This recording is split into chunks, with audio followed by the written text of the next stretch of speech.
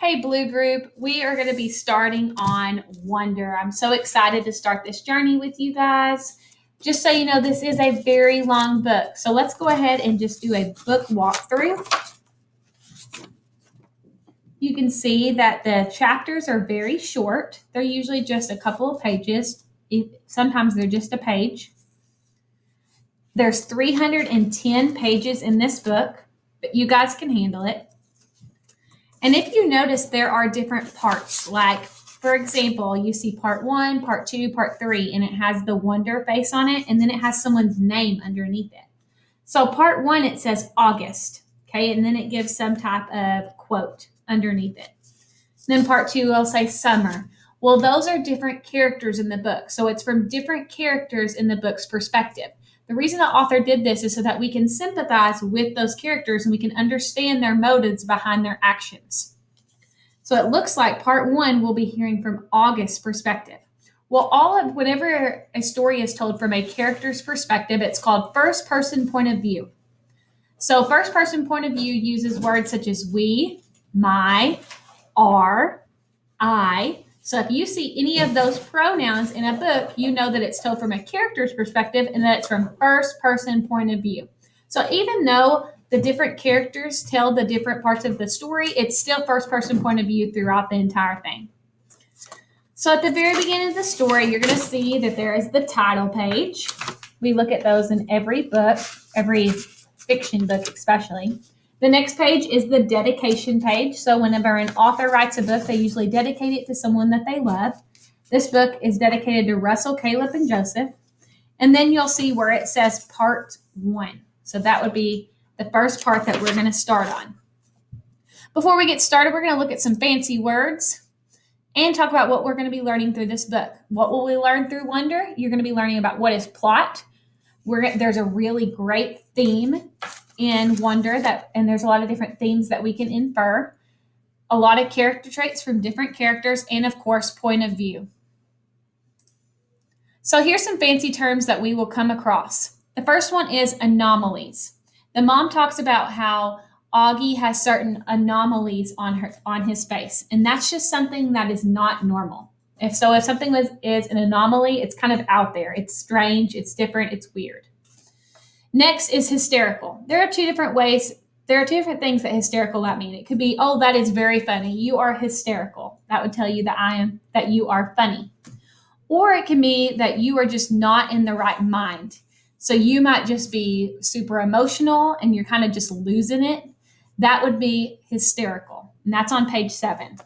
On page 4, there is a word, and it is petrified. Petrified just means very scared. So I tell people I'm not just scared of snakes, I am petrified of snakes. Okay, that's just a whole new level of scared. And lastly, another fancy term you're going to see is the word groggily. And if you are groggy, that's usually when you're tired. You might be groggy in the mornings, you're kind of just moping around, and you might have like a groggy voice. That's what it means. It just means to be sleepy. Lastly, there are some figurative language that we're going to come across. You know that figurative language is saying something but not meaning what it says. So, walk in the park. Whenever someone says that something's a walk in the park, it means it's something very easy that you can do. So, it comes easy to you. So, the mother in this story said that her first pregnancy was a walk in the park. The next one is like a lamb to the slaughter. So, like a lamb to the slaughter means to send a helpless victim into a situation that they know that they're going to fail.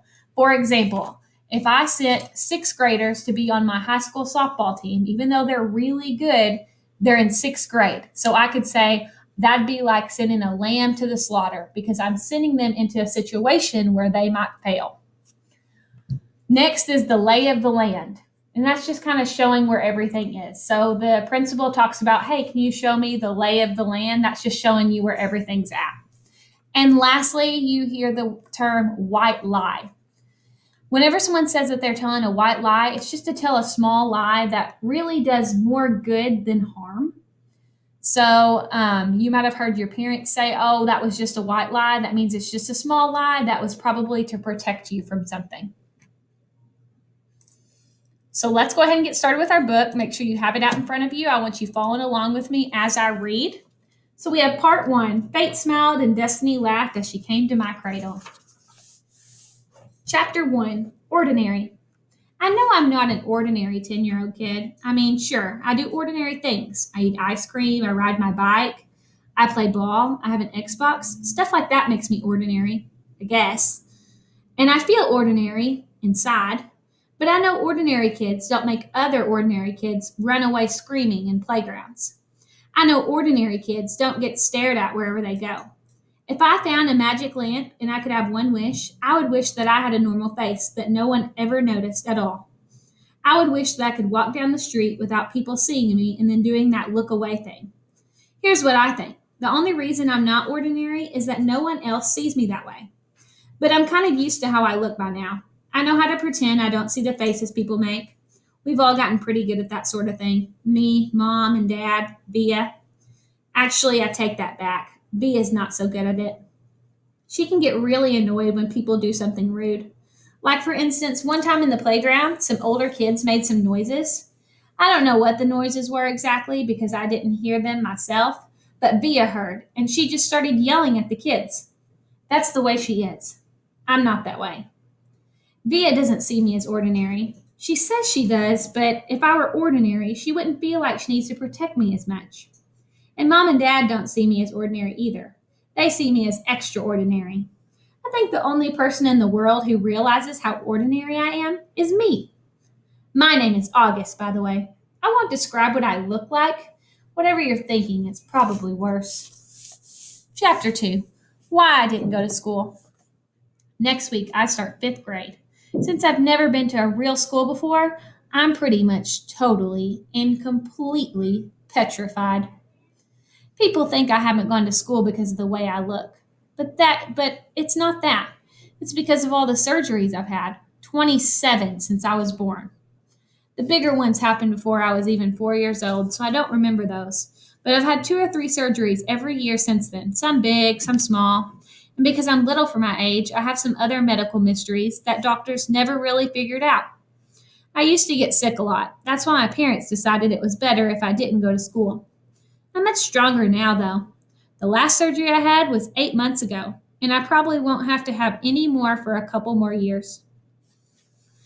Mom homeschools me. She used to be a children's book illustrator. She draws really great fairies and mermaids. Her boy stuff isn't so hot, though. She once tried to draw me a Darth Vader, but it ended up looking like some weird mushroom shaped robot. I haven't seen her draw anything in a long time. I think she's too busy taking care of me and Via. I can't say I always wanted to go to school because that wouldn't be exactly true. What I wanted was to go to school, but only if I could be like every other kid going to school, having lots of friends and hanging out after school and stuff like that. I have a few really good friends now. Christopher is my best friend, followed by Zachary and Alex. We've known each other since we were babies, and since they've always known me the way I am, they're used to me. When we were little, we used to have play dates all the time, but then Christopher moved to Bridgeport in Connecticut. That's more than an hour away from where I live in North River Heights, which is the top tip of Manhattan. And Zachary and Alex started going to school. And it's funny, even though Christopher's the only one who moved far away, I still see him more than I see Zachary and Alex. They have all these new friends now. If we bump into each other on the street, they're still nice to me though. They always say hello. I have other friends too, but not as good as Christopher and Zach and Alex were. For instance, Zach and Alex always invited me to their birthday parties when we were little, but Joel and Eamon and Gabe never did. Emma invited me once, but I haven't seen her in a long time. And, of course, I always go to Christopher's birthday. Maybe I'm making too big of a deal of birthday parties. Chapter 3. How I Came to Life. I like when Mom tells this story because it makes me laugh so much. It's not funny in the way a joke is funny, but when Mom tells it, Thea and I just start cracking up. So when I was in Mom's stomach, no one had any idea I would come out looking the way I look. Mom had had B 4 years before, and that had been such a walk in the park. Mom's expression. Then there was no reason to run any special tests. About 2 months before I was born, the doctors realized there was something wrong with my face. But they didn't think it was going to be bad. They told Mom and Dad I had a cleft palate and some other stuff going on. They called it small anomalies. There were two nurses in the delivery room that night I was born. One was very nice and sweet. The other one, Mom said, did not seem at all nice or sweet. She had very big arms, and here comes the funny part. She kept farting, like she'd bring Mom some ice chips and then fart, and she'd check on Mom's blood pressure and fart. And Mom said it was unbelievable because the nurse never even said, "Excuse me." Meanwhile, Mom's regular doctor wasn't on duty that night, so Mom got stuck with this cranky kid doctor she and Dad nicknamed Doggy after some old TV show or something. They didn't actually call him that to his face.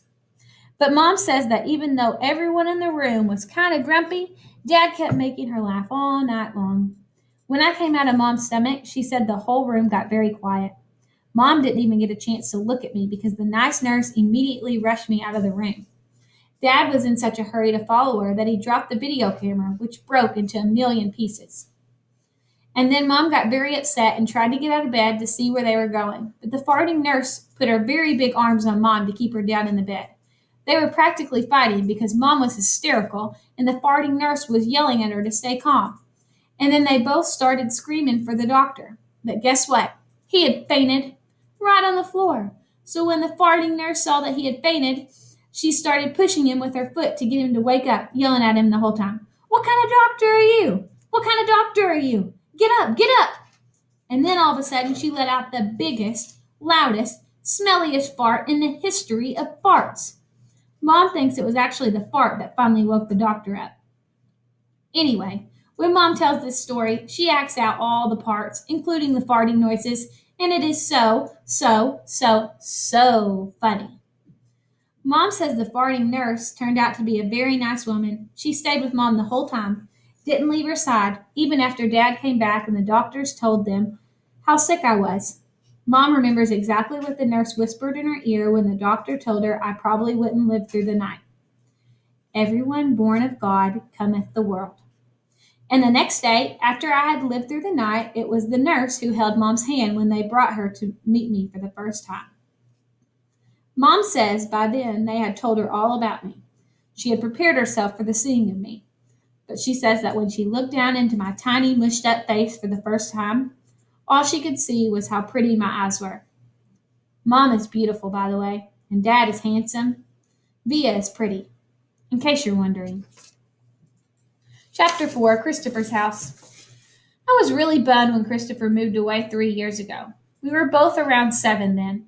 We used to spend hours playing with our Star Wars action figures and dueling with our lightsabers. I miss that. Last spring, we drove over to Christopher's house in Bridgeport. Me and Christopher were looking for snacks in the kitchen, and I heard Mom talking to Lisa, Christopher's mom, about my going to school in the fall. I had never, ever heard her mention school before. "What are you talking about?" I said. Mom looked surprised, like she hadn't meant for me to hear that. "You should tell him what you're thinking, Isabel," Dad said. He was on the other side of the living room talking to Christopher's dad. "We should talk about this later," said Mom. "No, I want to know what you're talking about," I answered. "Don't you think you're ready for school, Augie?" Mom said. "No," I said. "I don't either," said Dad. "Then that's it. Case closed," I said, shrugging, and I sat back in her lap like I was a baby. "I just think you need to learn more than I can teach you," Mom said. "Come on, Augie. You know how bad I am at fractions." "What school?" I said. I already felt like crying. "Beecher Prep, right by us." "Wow, that's a great school, Augie," said Lisa, patting my knee. "Why not Via School?" I said. "That's too big," Mom answered. "I don't think that'd be a good fit for you." "I don't want to," I said. I admit, I made my voice sound a little babyish. "You don't have to do anything you don't want to do," Dad said, coming over and lifting me out of Mom's lap. He carried me over to sit on his lap on the other side of the sofa. "We won't make you do anything you don't want to do." "But it would be good for him, Nate," Mom said. "But if he doesn't want to," answered Dad, looking at me. "Not if he's not ready." I saw Mom look at Lisa, who reached over and squeezed her hand. You guys will figure it out, she said to Mom. You always have. Let's just talk about it later, said Mom. I could tell she and Dad were going to have a fight about it. I wanted Dad to win the fight, though a part of me knew Mom was right. And the truth is, she really was terrible at fractions.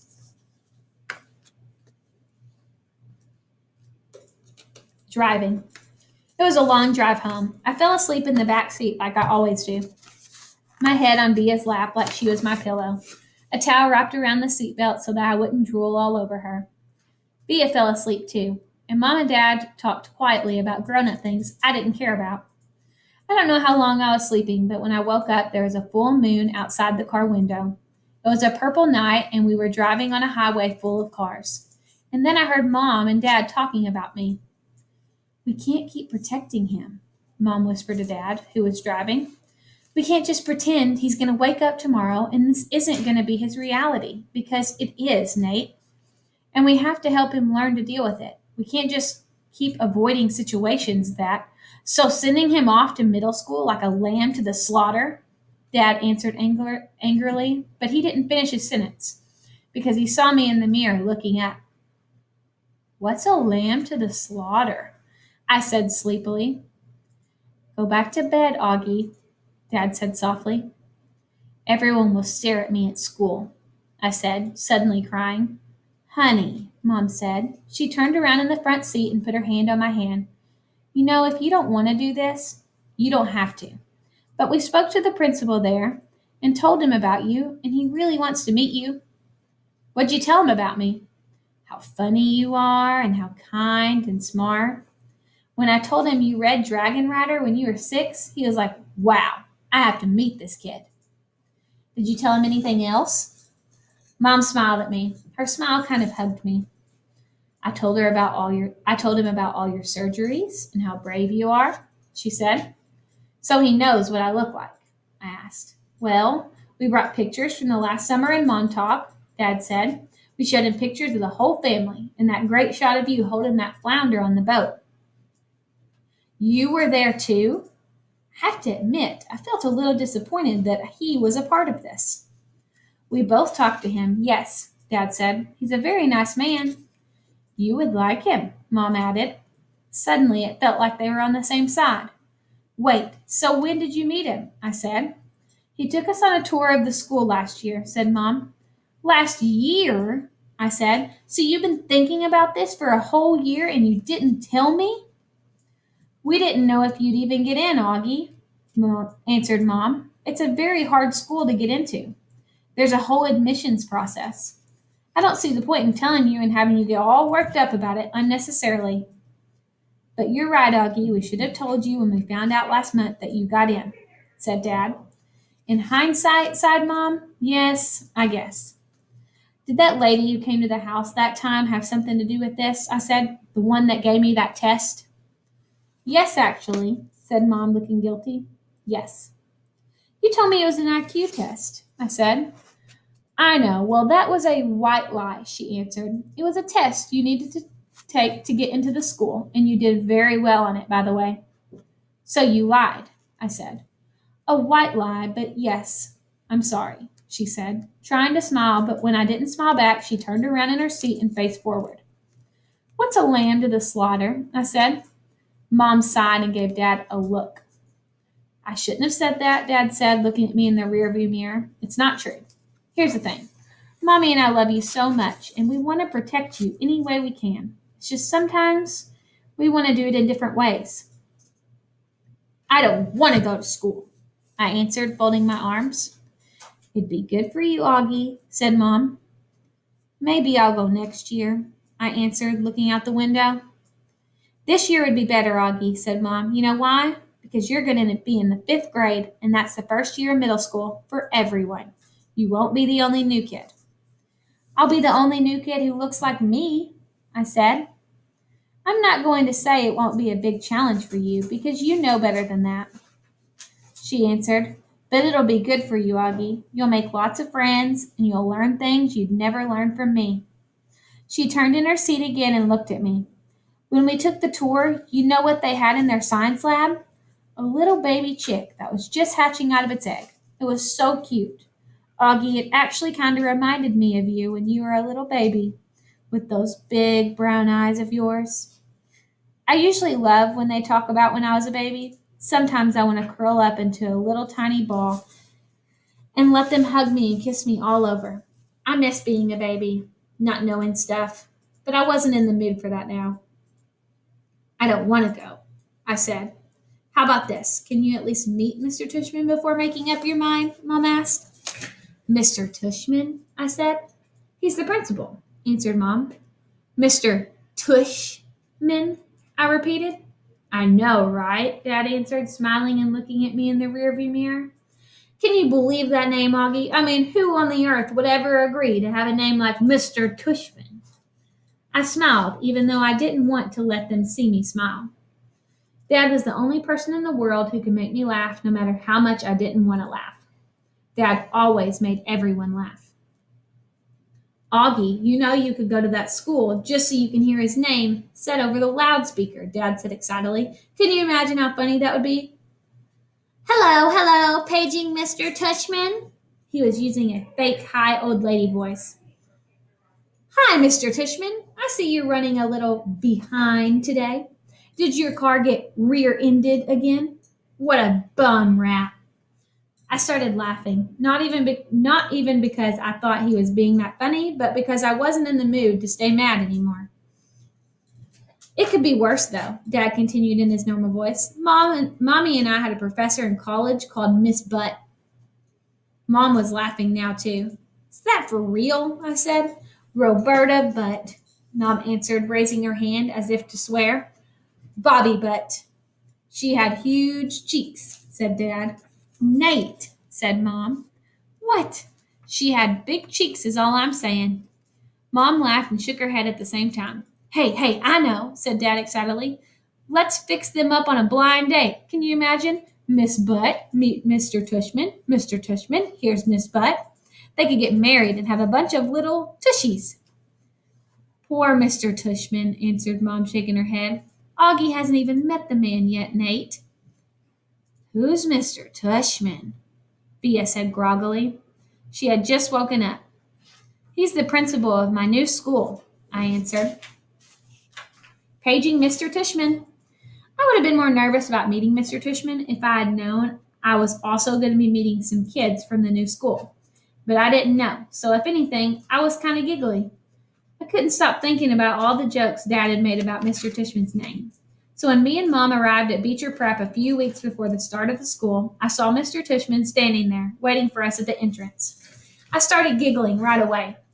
He didn't look at all like what I had pictured, though. I guess I thought he would have had a huge butt, but he didn't. In fact, he is a pretty normal guy. Tall and thin, old, but not really old. He seemed nice. He shook my mom's hand first.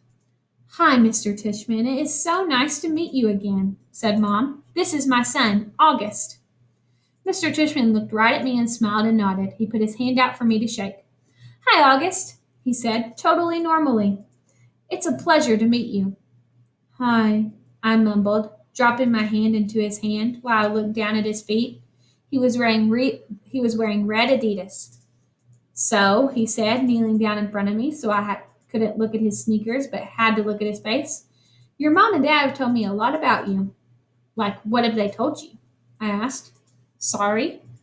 Honey, you have to speak up, said Mom. Like what? I asked, trying not to mumble. I admit I had a bad habit of mumbling. Well, that you like to read, said Mr. Tushman, and that you're a great artist. He had blue eyes with white eyelashes. And you're into science, right? Mm-hmm, I said, nodding. We have a couple of great science electives at Beecher, he said. Maybe you'll take one of them.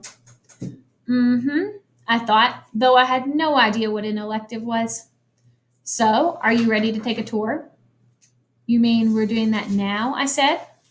Did you think we were going to the movies? He answered, smiling as he stood up. You didn't tell me we were taking a tour, I said to Mom in my accusing voice. Augie, she started to say. It'll be fine, August, said Mr. Tushman, holding his hand out to me. I promise. I think he wanted me to take his hand, but I took Mom's instead. He smiled and started walking towards the entrance. Mom gave my hand a little squeeze, though I don't know if it was an I love you squeeze or an I'm sorry squeeze. Probably a little of both. The only school I'd ever been inside before was Via's. When I went with Mom and Dad to watch Via sing in spring concerts and stuff like that. This school was very different. It was smaller and it smelled like a hospital. Nice Mrs. Garcia. We followed Mr. Tushman down a few hallways. There weren't a lot of people around, and the few people who were there didn't seem to notice me at all. Though they may have been because they didn't see me. I sort of hid behind Mom as I walked. I know that sounds kind of babyish of me, but I wasn't feeling very brave right then. We ended up in a small room with the word Office of the Middle School Director on the door. Inside there was a desk with a nice seeming lady sitting right behind it. This is Mrs. Garcia, said Mr. Tushman, and the lady smiled at Mom and took her glasses and got up out of her chair. My mom shook her hand and said, Isabel Pullman, nice to meet you. And this is August, Mr. Tushman said. Mom kind of stepped to the side of it so I would move forward. Then that thing that happened that I've seen happen a million times before. When I looked up at her, Mrs. Garcia's eyes dropped for a second. It was so fast, no one would have noticed, since the rest of her face stayed exactly the same. She was smiling a really shiny smile. Such a pleasure to meet you, August, she said, holding out her hand for me to shake. Hi, I said quietly, giving her my hand. But I didn't want to look at her face, so I kept staring at her glasses, which hung from a chain around her neck. Wow, what a firm grip, said Mrs. Garcia. Her hand was really warm. This kid's got a killer handshake, Mr. Tushman agreed, and everyone laughed above my head.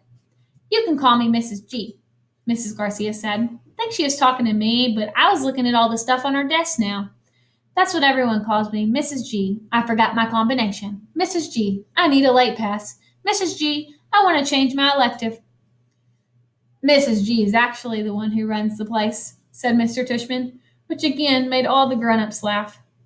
I'm here every morning by 7:30, Mrs. Garcia continued, still looking at me while I stared at her brown sandals with small purple flowers on the buckles.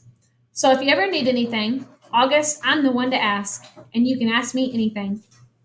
Okay, I mumbled. Oh, look at that cute baby, Mom said, pointing to one of the photographs on Mrs. Garcia's bulletin board. Is he yours? No, my goodness, said Mrs. Garcia, smiling a big smile now that was totally different from her shiny smile. You've just made my day. He's my grandson. What a cutie, said Mom, shaking her head. How old? In that picture, he was 5 months, I think, but he's big now, almost 8 years old. Wow, said Mom, nodding and smiling. Well, he is absolutely beautiful. Thank you, said Mrs. Garcia, nodding like she was about to say something else about her grandson. But then all of a sudden, her smile got a little smaller. We're all going to take very good care of August, she said to Mom, and I saw her give Mom's hand a little squeeze. I looked at Mom's face, and that's when I realized she was just as nervous as I was. I guess I liked Mrs. Garcia when she wasn't wearing her shiny smile. Jack, Will, Julian, and Charlotte. We followed Mr. Tushman into a small room across from Mrs. Garcia's desk. He was talking as he closed the door to his office and sat down behind his big desk. Though I wasn't really paying much attention to what he was saying, I was looking around at all the things on his desk. Cool stuff, like a globe that floated in the air and a Rubik's type cube made with little mirrors. I liked his office a lot. I liked that there were all these neat little drawings and paintings by students on the walls, framed like they were important. Mom sat down in a chair in front of Mr. Tushman's desk, and even though there was another chair right next to hers, I decided to stand beside her. Why do you have your own room and Mrs. G doesn't? I said. You mean, why do I have an office? Asked Mr. Tushman. You said she runs the place, I said. Oh, well, I was kind of kidding. Mrs. G is my assistant. Mr. Tushman is the director of the middle school, Mom explained. Do they call you Mr. T? I asked, which made him smile. Do you know who Mr. T is? He answered. I pity the fool, he said in a funny, tough voice, like he was imitating someone. I had no idea what he was talking about. Anyway, no, said Mr. Tushman, shaking his head. No one calls me Mr. T, though I have a feeling I'm called a lot of other things that I don't know about. Let's face it, a name like mine is not so easy to live with. You know what I mean? Here, I have to admit, I totally laughed because I knew exactly what he meant. My mom and dad had a teacher called Miss Butt, I said. Augie, said Mom, but Mr. Tushman laughed. Now that's bad, said Mr. Tushman, shaking his head. I guess I shouldn't complain. Hey, so listen, August, here's what I thought we would do today. Is that a pumpkin? I said, pointing to a framed painting behind Mr. Tushman's desk. Augie, sweetie, don't interrupt, said Mom. You like it? Said Mr. Tushman, turning around and looking at the painting. I do too. And I thought it was a pumpkin too, until the student who gave it to me explained that it's actually not a pumpkin. It is, are you ready for this? A portrait of me. Now, August, I ask you, do I really look that much like a pumpkin? No, I answered, though I was thinking yes. Something about the way his cheeks puffed out when he smiled made him look like a jack o' lantern. Just as I thought that, it occurred to me how funny that was. Cheeks, Mr. Tushman. And I started laughing a little. I shook my head and covered my mouth with my hand. Mr. Tushman smiled like he could read my mind. I was about to say something else, but then all of a sudden I heard other voices outside the office, kids' voices. I'm not exaggerating when I say this, but my heart literally started beating like I had just run the longest race in the world. The laughter I had inside just poured out of me. The thing is, when I was little, I never minded meeting new kids because all the kids I met were really little too. What's cool about really little kids is that they don't say stuff to try to hurt your feelings, even though sometimes they do say stuff that hurts your feelings. But they don't actually know what they're saying. Big kids, though, they know what they're saying. And that is definitely not fun for me. One of the reasons I grew my hair long last year was that I liked how my bangs covered my eyes. It helps block out all the things I don't want to see. Mrs. Garcia knocked on the door and poked her head inside. They're here, Mr. Tishman, she said. Who's here? I said. Thanks, said Mr. Tishman to Miss Garcia. August, I thought it would be a good idea for you to meet some students who will be in your homeroom this year. I figured they could take you around the school a bit, show you the lay of the land, so to speak. I don't want to meet anyone, I said to Mom. Mr. Tishman was suddenly right in front of me, his hands on my shoulders. He leaned down and said very softly in my ear, It'll be okay, August. These are nice kids, I promise. You're going to be okay, Augie, Mom whispered with all her might. Before she could say anything else, Mr. Tishman opened the door to his office. Come on in, kids, he said, and in walked two boys and a girl. None of them looked over at me or Mom. They stood by the door looking straight at Mr. Tishman like their lives depended on it. Thanks so much for coming, guys, especially since school doesn't start until next month, said Mr. Tishman. Have you had a good summer? All of them nodded, but no one said anything. Great, great, said Mr. Tishman. So, guys, I wanted you to meet August, who's going to be the new student here this year. August, these guys have been students at Beecher Prep since kindergarten, though, of course, they were in the lower school building, but they know all the ins and outs of the middle school program. And since you're all the same homeroom, I thought it would be nice if you got to know each other a little before school started. Okay? So, kids, this is August. August, this is Jack Will. Jack Will looked at me and pulled out his hand. When I shook it, he kind of half smiled and said, Hey, and he looked down really fast. This is Julian, said Mr. Tishman. Hey, said Julian, and did the same exact thing as Jack Will. Took my hand, forced a smile, and looked down fast. And Charlotte, said Mr. Tishman. Charlotte had the blondest hair I've ever seen. She didn't shake my hand, but gave me a quick little wave and smiled. Hi, August. Nice to meet you, she said. Hi, I said, looking down. She was wearing bright green Crocs. So, said Mr. Tishman, putting his hands together in a kind of slow clap, what I thought you guys could do is take August on a little tour of the school. Maybe you could start on the third floor. That's where your homeroom class is going to be, room 301, I think. Mrs. G is room 301, Mrs. Garcia called out from the other room. Room 301, Mr. Tishman nodded. And then you can show August the science labs and the computer room. Then work your way down to the library and the performance space on the second floor. Take him to the cafeteria, of course. Should we take him to the music room? Asked Julian.